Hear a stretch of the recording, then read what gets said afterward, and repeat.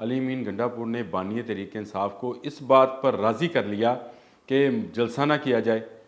खबर सच्ची साबित हुई, बानी पीटीआई ने कह दिया जलसा नहीं होगा। फिर उन्होंने कहा क़यादत मैं करूँगा, अलीमा खान ना करें, क्योंकि क़यादत मैं करूँगा तो मैं वज़ीर आला खैबर पख्तूनख्वा हूँ। कोई भी हुकूमत एक दूसरे सूबे के वज़ीर आला को गिरफ़्तार नहीं करेगी। लॉजिकल बात थी, मान ली गई, लेकिन इसके पीछे ही इस पूरे मुजाहरे की नाकामी छुपी बैठी थी कि अगर अलीमा खान इस मुजाहरे को लीड करती, एक ख़तून थी, इमरान खान की बहन थी, पंजाब से जो क़यादत है वो जो मुखलस क़यादत है पीटीआई की आज भी है, वो मजबूर होती कि वो अलीमा खान के साथ इस पिंडी में मुजाहरा करती, लियाकतबाद पहुँचती। हुकूमत भी एक ख़तून को पकड़ने में ज़रा पसो पेश से काम लेती। लियाकत बाग में कुछ लोगों को जाने की इजाज़त मिलनी है।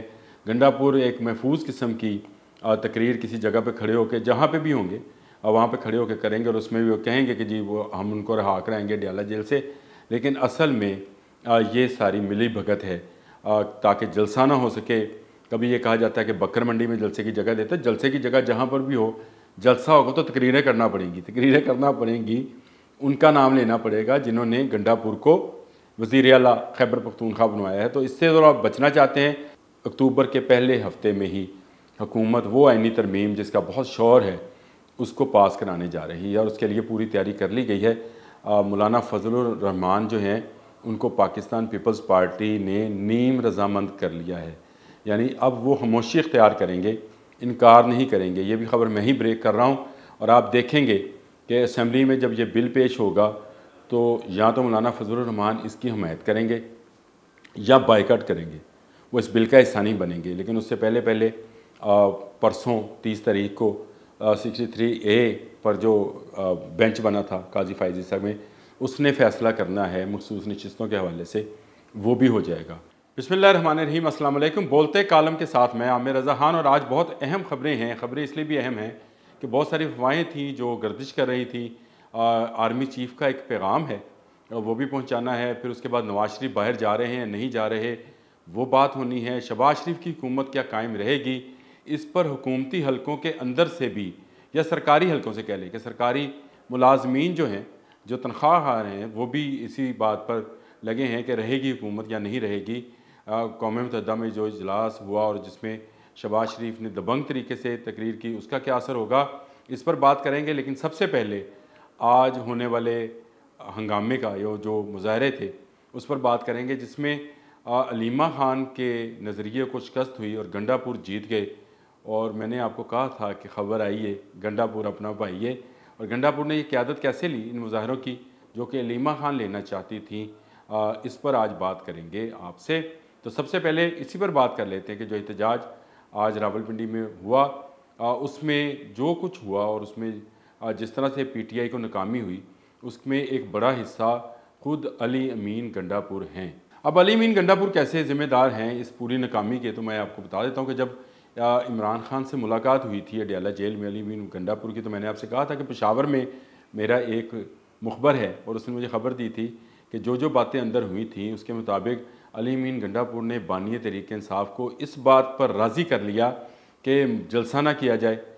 खबर सच्ची साबित हुई, बानी पीटीआई ने कह दिया जलसा नहीं होगा। फिर उन्होंने कहा क़यादत मैं करूँगा, अलीमा खान ना करें, क्योंकि क़यादत मैं करूँगा तो मैं वज़ीर आला खैबर पख्तूनख्वा हूँ। कोई भी हुकूमत एक दूसरे सूबे के वज़ीर आला को गिरफ़्तार नहीं करेगी। लॉजिकल बात थी, मान ली गई, लेकिन इसके पीछे ही इस पूरे मुजाहरे की नाकामी छुपी बैठी थी। वो इस तरह कि अगर अलीमा खान इस मुजाहरे को लीड करती, एक ख़तून थी, इमरान खान की बहन थी, पंजाब से जो क़यादत है वो जो मुखलस क़यादत है पीटीआई की आज भी है, वो मजबूर होती कि वो अलीमा खान के साथ इस पिंडी में मुजाहरा करती, लियाकतबाद पहुँचती। हुकूमत भी एक ख़तून को पकड़ने में ज़रा पसो पेश से काम लेती। ख़तून की हुकूमत है पंजाब में, तो वो ख़तून को शायद कुछ रिस्पेक्ट भी देती। और फिर उसके बाद अगर गिरफ़्तार भी कर लिया जाता अलीमा खान को, तो ये बैन अल-अक़वामी तौर पर एक बड़ी ख़बर थी। वो इस तरह से कि इमरान खान कैद में हैं, उनकी बहन ने उनकी रिहाई के लिए कैदी नंबर 804 की रिहाई के लिए जद्दोजहद शुरू की और उस पर उनको गिरफ़्तार कर लिया गया। तो ये बहुत बड़ी ख़बर थी लोकल मीडिया के लिए भी, इंटरनेशनल मीडिया के लिए भी, सोशल मीडिया के लिए भी, जिस पर मैं आपसे बात कर रहा हूँ उस पर भी। तो ये बड़ी ख़बर जो है ये गंडापुर रोकने में कामयाब हुए हैं।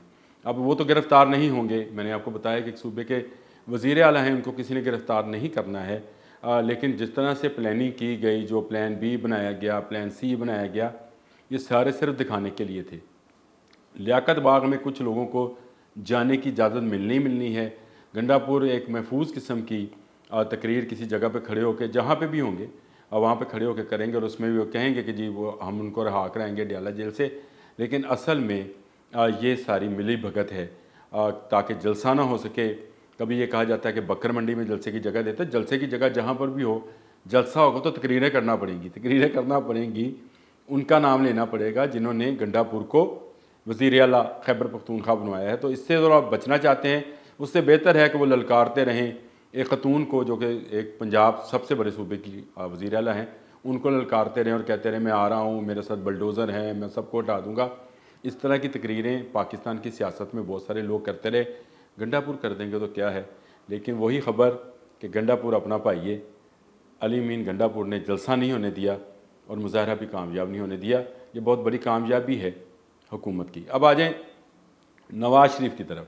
नवाज़ शरीफ मुल्क से बाहर जा रहे हैं, नहीं जा रहे।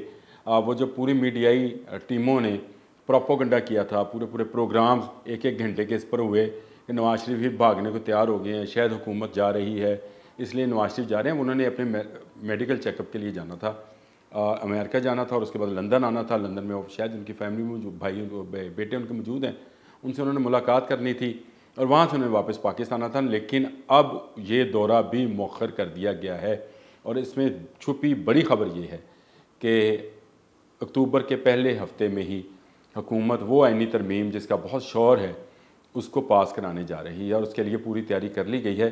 मौलाना फजलुर रहमान जो हैं उनको पाकिस्तान पीपल्स पार्टी ने नीम रजामंद कर लिया है, यानी अब वो खामोशी इख्तियार करेंगे, इनकार नहीं करेंगे। ये भी ख़बर मैं ही ब्रेक कर रहा हूँ और आप देखेंगे कि असम्बली में जब ये बिल पेश होगा तो या तो मौलाना फजलुर रहमान इसकी हमायत करेंगे या बाइकाट करेंगे, वो इस बिल का हिस्सा नहीं बनेंगे। लेकिन उससे पहले परसों 30 तारीख को 63A पर जो बेंच बना था काजी फायजी साहब में, उसने फ़ैसला करना है मखसूस नशिस्तों के हवाले से, वो भी हो जाएगा। तो पहला हफ्ता अक्टूबर का बहुत ही धमाका हेज़ होगा, उसमें क्या कुछ होने जा रहा है ये बहुत अहम होगा। अब आ जाए क़ौम मुत्तहिदा में ख़ताब पर शहबाज शरीफ ने बहुत दबंग ख़ताब किया, ज़बरदस्त नुमाइंदगी की। जिस तरह से उन्होंने बायकाट किया इसराइली वज़ीर आज़म की तकरीर का और जो उन्होंने अपनी तकरीर की और उन्होंने कहा बैतुल मुक़द्दस जो है वो दारुल हुकूमत होना चाहिए। मैं समझता हूँ उन्होंने पूरा भरपूर स्टांस लिया।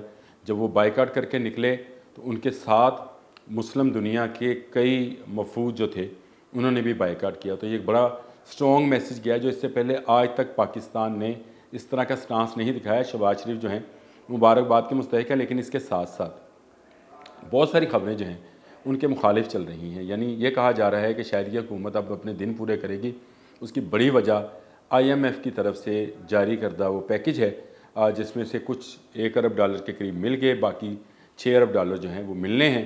तो अब ये क्योंकि मसला हल हो गया तो लोग कह रहे हैं कि क्योंकि मिल गया उससे IMF से पैसा मिल गया, तो अब शहबाज शरीफ आज गए कि कल गए नया वज़ीर आज़म आएगा, क्योंकि अब इन्होंने 2-2.5 साल अपने मुकम्मल कर लिए हैं और जो इनसे चाहते थे वो मिल गया है। तो मेरा ख्याल है इस पर वो पैगाम दिया है कल आर्मी चीफ़ ने, जिसका मैंने ऊपर जिक्र किया था कि बड़ा स्ट्रॉन्ग मैसेज दिया है।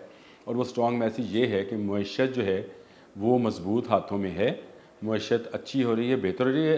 कराची में उन्होंने ख़िताब किया था और उन्होंने जो सबसे स्ट्रॉन्ग मैसेज दिया वो ये कि इस मुल्क की मईशत के हवाले से जो नेगेटिविटी है, जो ऐसी ख़बरें हैं फैलाई जा रही हैं कि शायद पाकिस्तान मुआशी तौर पर डूब रहा है, ये सब गलत है।